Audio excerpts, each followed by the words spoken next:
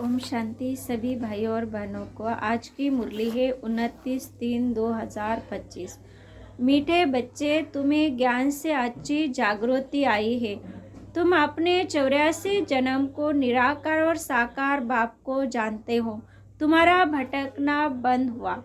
प्रश्न, ईश्वरी गत मत न्यारी क्यों गाई हुई है? उत्तर, पहला, क्योंकि वह ऐसी मत देते हैं जिसे तुम ब्राह्मण सबसे न्यारे बन जाते हो।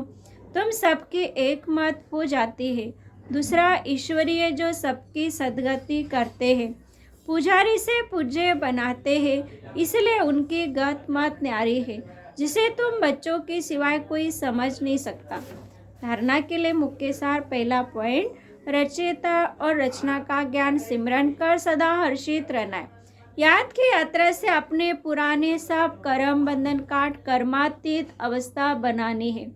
दूसरा, ध्यान दीदार में माया की बहुत प्रवेशता होती है, इसलिए संभाल करनी है। बाप को समाचार दे राय लेनी है, कोई भूल नहीं करनी है। वरदान, अपने शुभ भावना द्वारा निर्मल आत्माओं में बल भरने वाले सदा शक्ति स्वरूप हो। सेवाधारी बच्चों की विशेष सेवा है स्वयं शक्ति स्वरूप रहना और सर्व को शक्ति स्वरूप बनाना, अर्थात निर्बल आत्माओं में बल भरना। इसके लिए सदा शुभ भावना श्रेष्ठ कामना स्वरूप बनो। शुभ भावना का अर्थ ये नहीं कि किसी में भावना रखते रखते उसके भाववान हो जाओ, ये गलती नहीं करना। शुभ भावना भी बेहद की हो, एक के प्रति विशेष भावना भी नुकसानकारक है। इसलिए बेहद में स्थित हो निर्बल आत्माओं को अपनी प्राप्त हुई शक्तियों के आधार से शक्ति स्वरूप बनाओ। स्लोगन, अलंकार ब्राह्मण जीवन का श्रृंगार है, इसलिए अलंकारी बनो, दे अहंकारी नहीं। अव्यक्त इशारे, कई बच्चे कहते वैसे क्रोध नहीं आता, लेकिन कोई झूठ बोलता है तो क्रोध आ जाता है। उसने झूठ बोला, अपने क्रोध से बोला, तो दोनों में राइट कौन?